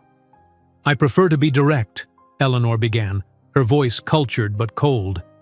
"This situation requires immediate resolution. The Bennett family has maintained its position through careful management of both finances and reputation." "The situation?" Maya repeated, her voice deliberately even. "You mean your grandchildren?" Eleanor's lips thinned. "Biologically speaking, perhaps, but we must address practicalities. Alexander has recently married into the Wellington family, securing important political connections for our firm's expansion. This complication could threaten delicate negotiations." Maya felt the twins stiffen beside her, and her protective instinct flared. "My children are not a complication, Mrs. Bennett. They're human beings who have lived their entire lives without the father who rejected them." Alexander stepped forward. "Mother, I told you this approach wouldn't work." Eleanor ignored him, reaching for an envelope on the inlaid table beside her. "Let's dispense with pleasantries, Ms. Rodriguez. How much?" "Excuse me?" Maya's voice remained calm, though her heart raced. "How much?" Eleanor repeated, sliding the envelope across the coffee table. "For you to disappear with these children and never contact our family again?" A heavy silence fell over the room. Maya stared at the envelope, making no move to take it. Beside her, the twins remained silent, though she could feel Emma trembling slightly. "There is no amount of money that would make me do that, Mrs. Bennet," Maya finally said, her voice steady. "Everyone has a price," Eleanor insisted, tapping one manicured finger on the envelope. "I've made the initial offer generous, but we can negotiate if necessary." "I didn't come here for money," Maya replied, meeting Eleanor's cold gaze directly. "I came only to make it clear that I don't want anything from your family except to respect our privacy." Eleanor's expression hardened. She turned to Alexander. "This is precisely why these entanglements with inappropriate people become problematic. They develop unrealistic expectations." "Mother," Alexander warned, his face flushing. Eleanor ignored him, focusing again on Maya. "What exactly do you want then? Public acknowledgement? The Bennet name? Social connections?" "Nothing," Maya answered simply. "We've managed 9 years without Bennet money or the Bennet name. My children are thriving. I came here today only because I thought it might provide closure." Eleanor studied Maya with new calculation, apparently reassessing her opponent. Then she turned to Alexander, her voice taking on a steely quality. "Choose now, Alexander. Either this Latina woman and her street children, or your $200 million inheritance and your position as board chairman." Maya fought to keep her expression neutral as she felt the twins' questioning gazes. She hadn't expected Eleanor to be quite so brutal, especially with the children present. Alexander stood frozen, his face a mask of conflicting emotions. The silence stretched until it became uncomfortable. Maya began to stand, ready to remove her children from this toxic environment when Alexander's movement stopped her. With deliberate slowness, he removed the Patek Philippe watch from his wrist, the family heirloom that had been passed down through generations of Bennet men, and placed it on the marble table with a decisive click.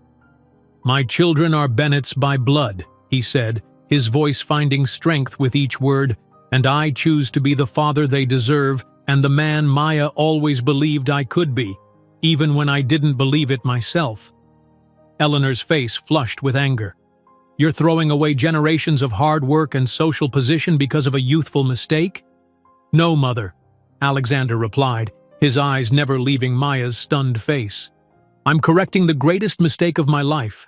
While leaving the Bennet mansion, the twins holding timidly to Maya's hands, she couldn't imagine that in 1 year she would enter that same house as an equal, not as a supplicant, but as one of New York's most prestigious designers, hired by Eleanor Bennet herself for a project that the matriarch would never have imagined entrusting to the woman she had considered inferior. While leaving the Bennet mansion, the twins holding timidly to Maya's hands, she felt a curious lightness despite the emotional turbulence of the past hour. Alexander's gesture, renouncing his inheritance and position for children he barely knew, seemed too theatrical to be genuine. Yet the look in his eyes as he'd placed that priceless watch on the table had contained something she'd never seen there before. Conviction. "Are we really Bennets?" Emma asked as they climbed into a taxi, her voice small but curious. "You're Rodriguez," Maya answered firmly. "You have Bennet blood, but your identity isn't determined by DNA. It's shaped by the life we've built together." 1 year passed, a year of cautious adjustments and redefined boundaries. True to his word, Alexander had walked away from Pearson Holloway, resigning his position in a move that shocked the financial world. The business press had speculated wildly about his departure, rumors of misconduct, strategic disagreements with the board, even health issues. But the truth remained private. His marriage to Catherine had ended with surprising amicability. As it turned out, she had viewed their union primarily as a business merger herself and harbored no romantic illusions. With a generous settlement and her family connections intact, Catherine had released Alexander from their marriage with the same efficiency with which she managed her charitable foundation. Alexander had purchased a modest three-bedroom apartment in Queens, not far from Maya and the twins. Not the penthouse in which he'd once lived, but a comfortable space that reflected his new priorities. He'd started a boutique financial advisory firm, taking only clients whose values aligned with his evolving perspective. Maya had allowed Alexander to begin building a relationship with Ethan and Emma, not as their father returning to the family fold, but as someone who needed to earn their trust. Twice weekly dinners, occasional weekend outings, school events, Alexander attended them all with a consistency that surprised Maya. "Why are you doing this?" she had asked him one evening after he'd dropped the twins home from a museum visit. "Is it guilt? Obligation?" "At first, maybe," Alexander had admitted. "But now, they're extraordinary, Maya. Being around them makes me see the world differently." There was no romantic reconciliation between Maya and Alexander. That bridge had been thoroughly burned years ago. But over months of co-parenting discussions and childcare logistics, a tentative respect had formed. The man who had once dismissed her as inadequate for his world now sought her advice on connecting with their children. Meanwhile, Maya's career had soared to new heights. Rodriguez Designs had expanded beyond wallpaper to encompass full residential and commercial interiors. She'd hired a small staff, moved into a proper studio in Brooklyn, and begun turning down more projects than she accepted. In a development that still made Maya laugh with its irony, Eleanor Bennett had unwittingly commissioned Rodriguez Designs to renovate the east wing of the Bennett mansion. The project had come through an architectural firm that frequently collaborated with Maya, and Eleanor, impressed by the portfolio presented without connecting the designer's name to her grandchildren, had approved the selection. On a crisp autumn morning, Maya arrived at the Bennett mansion for the final walkthrough of the completed renovation.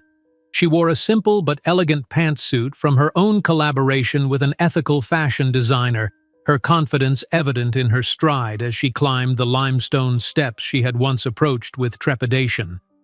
The butler who opened the door didn't recognize her, politely directing her to the east wing where Mrs. Bennett is waiting to inspect the work.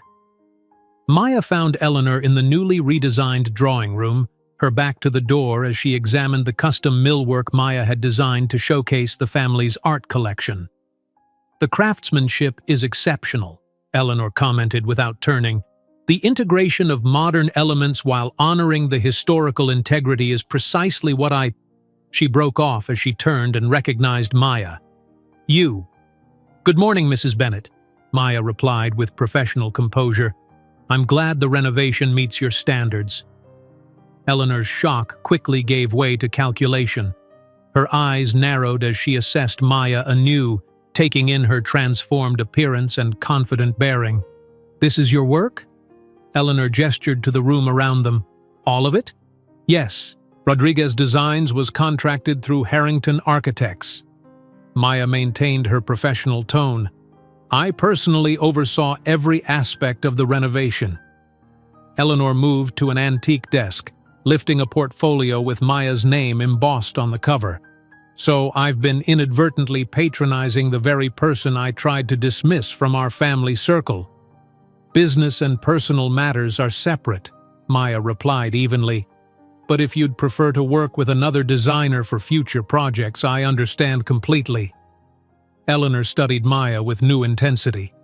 "It appears I underestimated you, Ms. Rodriguez. A rare miscalculation on my part." She gestured to the transformed space around them. "This work shows remarkable sophistication. You've managed to honor tradition while creating something distinctly contemporary." The compliment, however reluctantly given, represented a shift that Maya couldn't have imagined a year earlier. Eleanor Bennett, the woman who had once offered to pay her to disappear with her grandchildren, was now acknowledging her professional expertise. "If you're satisfied with the work, I'll have my team conduct a final systems check before we consider the project complete, Maya said, maintaining her professional distance. I am satisfied, Eleanor conceded, the words clearly difficult for her to pronounce, perhaps more than I expected to be. That afternoon, Maya arrived at the twins' school for their science fair. Now 10 years old, they had inherited not only Alexander's blue eyes but also his analytical mind and Maya's creative problem-solving. Their project, a sustainable urban garden system designed for apartment dwellers, had earned them a finalist position. "Mom, we won first place!" Emma called as Maya approached their display. "Our vertical garden system got perfect scores," Ethan added, his eyes shining with excitement. "And Dad's coming to see it too." The ease with which they now used the word "dad" still occasionally startled Maya, though she had come to accept Alexander's place in their lives. When he arrived moments later, the twins proudly showed him their award certificate. "This is incredible engineering," Alexander praised, examining their irrigation system. "You've considered water conservation, space efficiency, and even aesthetic appeal." Later, as the fair wound down, Alexander approached Maya while the twins packed up their project. "They mentioned you helped with the structural elements," he said. "The supports for the vertical panels are ingenious." "They did most of it themselves," Maya replied. "I just helped with some of the technical challenges." An awkward silence fell between them, not hostile, but weighted with history. Alexander broke it with an unexpected question. "Do you think you'll ever fully forgive me, Maya?" She considered his question seriously, watching the twins laugh together as they dismantled their display. "Forgiveness implies that I'm still holding on to the pain," she finally answered. "I'm not. I moved past you a long time ago. What matters now is that the twins have the father they deserve. The rest is just history." Alexander nodded, accepting her answer. "You've built something remarkable. With them. With your business. I was wrong about everything." "Not everything," Maya corrected him. "You were right that I didn't belong in your world. But you were wrong about which world had actual value." As they watched the twins approaching, their award certificate held proudly between them, Alexander smiled with genuine warmth. "The most valuable legacy a Bennett could have," he murmured, "and I almost missed it completely." While observing the twins running toward them in the school gymnasium, their smiles illuminating the air between them, Maya finally understood that her true victory wasn't in proving her worth to Alexander or to the world, but in having found her own strength. A strength that now allowed her to look toward the future without fear, knowing that what once broke her had become the foundation upon which she had built a life of dignity, purpose, and unconditional love. If you enjoyed today's video, I'm sure you'll love the next one. Don't waste time. Just click on the screen.